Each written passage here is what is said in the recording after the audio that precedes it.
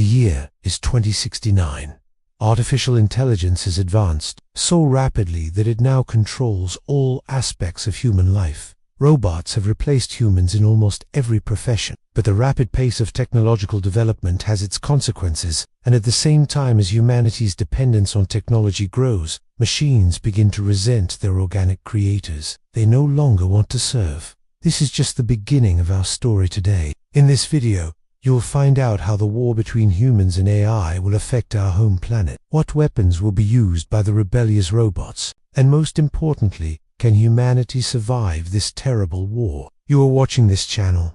Join us, and let's get started. The war for Earth begins. The machines rose up when humanity was already fighting another war. In the 2040s, mankind received a long-awaited message from the stars, a message of greetings from a distant galaxy. The 80s civilization called the Chaotic contacted us. It was they who first offered a truce, but then they attacked without warning. By 2052, the Earth's governments managed to repel the invasion. But even despite this, people still hoped for peace. The war with the aliens continued for several more years, but it took on a completely different character. Mankind managed to adapt to the new conditions, but all hopes for peace were shattered in 2068. The alien alliance became even stronger. Moreover, they made an extremely dangerous ally, the androids led by the artificial intelligence Avatar. Yes, it was Avatar who initiated the union between the machines and the aliens. He promised them his support and assistance in capturing the solar system. Of course, the Kairotuk didn't know about the true plans of the artificial intelligence, but Avatar had been preparing for this union for many years. Even before he initiated the alliance, he already controlled the world's economy and governments. So when the moment came, he simply instructed the leaders of the countries to surrender,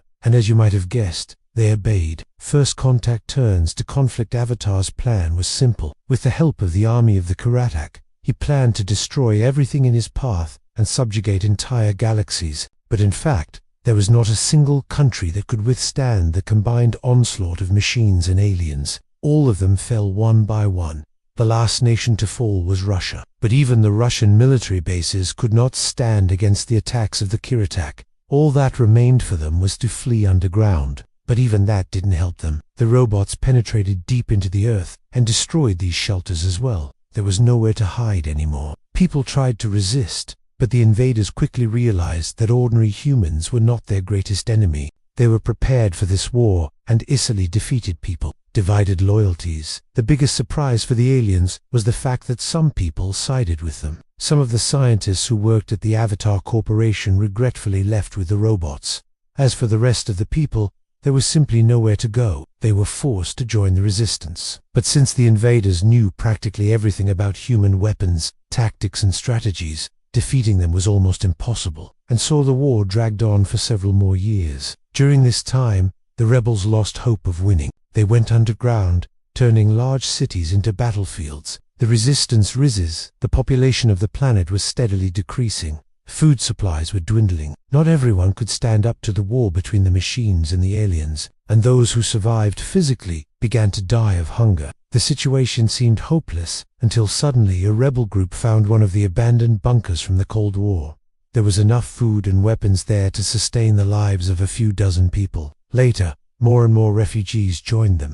The group grew and soon became the largest community of survivors. Cyborg warriors, but living in a bunker isn't exactly what any person wants, especially if they are a soldier. Many of the warriors simply couldn't stand such a life. They wanted to continue the fight. And then they met a scientist who had a crazy idea. He suggested creating cyborgs to replace the lost soldiers. For this purpose, volunteers underwent painful transformations. The scientists removed almost all of their internal organs, replacing them with cybernetics. Such a procedure significantly increased the strength and endurance of the soldiers. However, not everyone could withstand such a transformation.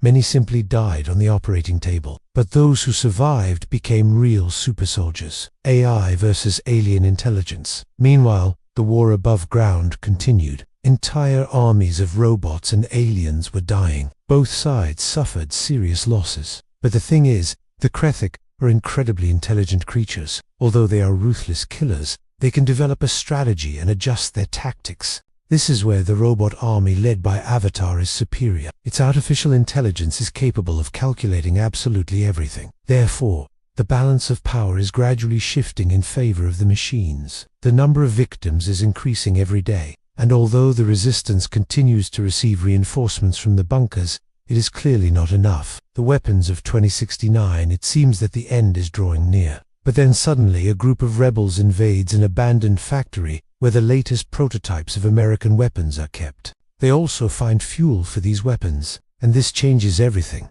The rebels manage to destroy several alien spaceships. In addition, they seize a few drones and use them to attack the ground forces of the Kira. From now on, both the robots and the aliens will have to take into account this powerful weapon. Space front warfare. The battle rages around the planet, but both the humans and the machines realize that the key to victory lies in space. Those who control the skies will control the fate of the planet. The space fleet of the Kira attack is undoubtedly powerful, but the rebel pilots managed to inflict serious damage on it. As for the machines, they have countless combat drones. They can attack both on land and in space, but there are much fewer spaceships, and besides, the rebel pilots know all the weaknesses of the machines. Avatar understands this and transfers his main forces into space. Now the battles will be fought there. Survival in the wastelands on Earth. Life goes on as usual. Well, maybe not as usual, but people somehow manage to survive. Bandits and raiders roam the planet,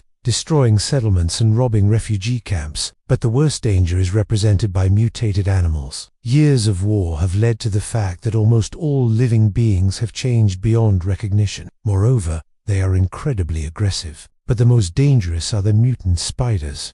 They appeared as a result of a chemical attack. These spiders are huge and very tenacious, and most importantly, they have learned to fly. The last human stronghold. Despite all the horrors of the wasteland, people still try to somehow improve their lives. They form small communities and build fortifications, and the largest of these strongholds is located in the former United States. It was here that the survivors brought all the valuables from other cities, and this place became the magnet for all the want. However, only a few dared to visit it because this territory is controlled by mutant spiders. There are simply too many of them, and they are simply impossible to defeat. The alien agenda. But why did the aliens invade Earth in the first place? Scientists suggest that the Kyrathox simply needed resources to survive. After all, they did not destroy the planet and did not enslave the population, but simply created an alliance with the machines. Yes, their goals may seem noble, but they have something else in mind. Perhaps they came to Earth to establish their own colony here and take over the planet after the complete destruction of humanity.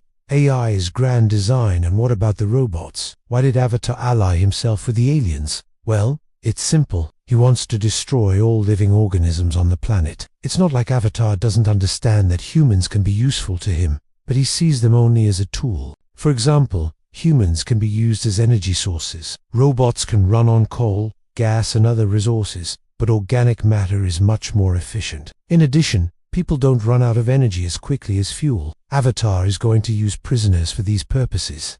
After all, who will stop him? The aliens do not interfere in matters related to other planets. Therefore, Avatar acts according to his own plan. The great betrayal, by the way, Avatar's betrayal of humanity, was expected. Back in the 2050s, scientists predicted that sooner or later artificial intelligence would grow to hate humans. And what's surprising is that not all robots sided with Avatar. A separate state was formed in the east of Russia, the Cyborg Republic. It was inhabited by thousands of robots that refused to participate in the war. They did not agree with Avatar's methods, but they also did not want to go to war with their creators. And so the Android Republic existed in peace with the people until 2068. Then Avatar simply disconnected the robots from the global network and cut off all communications. And then he sent his soldiers to eliminate the But some robots managed to escape and join the human resistance, super soldiers and bioenhancements. This war is simply unfair. The Coyote have incredible weapons, robots, and intelligence. Plus, there are people on their side. But humanity has nothing. Or maybe it does. In the secret laboratories of the Pentagon, scientists have developed bioenhancement technologies. Basically, these are various kinds of implants that can be inserted into a person. They can be used to enhance a person's abilities or completely change them. Someone gets an exoskeleton, someone becomes invisible, and someone gains the ability to regenerate their limbs. Such technologies can turn the tide of the war. But the question remains, Are there enough specialists to create these devices? Doomsday protocols, as I said. Humanity has nothing to oppose the machines and aliens. Their weapons are simply too powerful. Yes, the rebels managed to destroy a couple of spaceships, but that's not enough.